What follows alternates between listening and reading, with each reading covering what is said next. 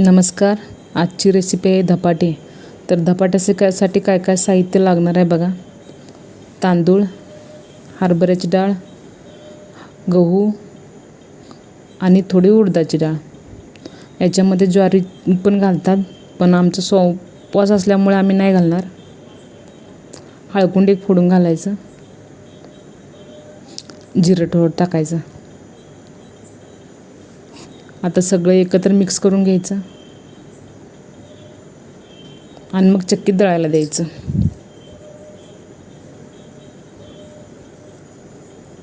आता सगळं एकत्र करून घेतले.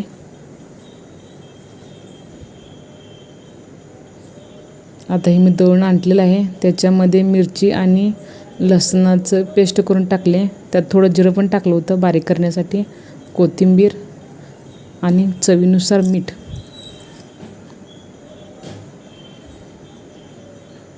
मिक्सरच्या भांड्यामध्ये पाणी ओतून ते पाणी पीठ मळण्यासाठी घेतले. थोडं थोडं पाणी घालायचं आणि पीठ मळायचं. एकदम जास्त घालायचं नाही पातळ होतं.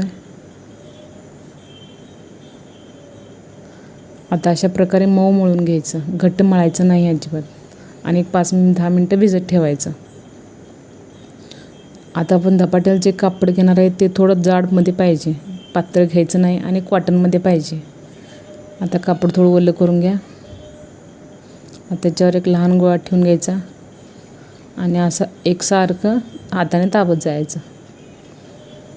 काही अवघड नाही आहे धपाटा. हलक्या हाताने पसरत गेलं ना आपोआप पसरतो. पीठ भिजलेलं असलं आणि पीठ मिडियम असलं ना, लई पण पातळ नाही लई पण घट्ट नाही, मिडियम पाहिजे पीठ त्याला, तर धपाटे व्यवस्थित बनतात. आता तव्यात थोडं तेल टाकायचं आणि असं टाकून घ्यायचं धपाटा. आता त्याला पाणी लावून घ्यायचं वरती आणि बोटं उठवायची.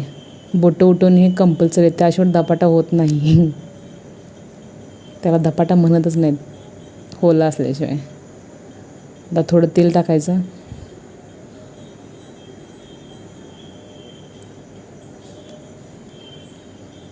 पाणी मारून आता झाकून ठेवायचं लगेच.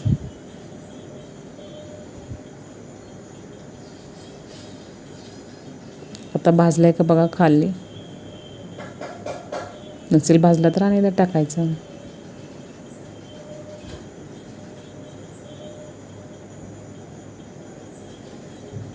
हे बघा भाजला. थोडं साधारण हे आहे, त्याच्यावरच पाणी सगळं गेलं पाहिजे.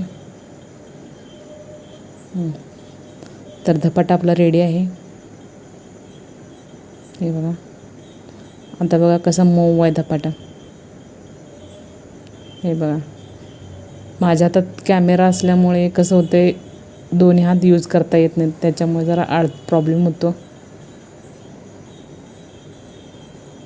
हे बघा. हे आपण दह्यासोबत खाऊ शकतो, दही धपाटे.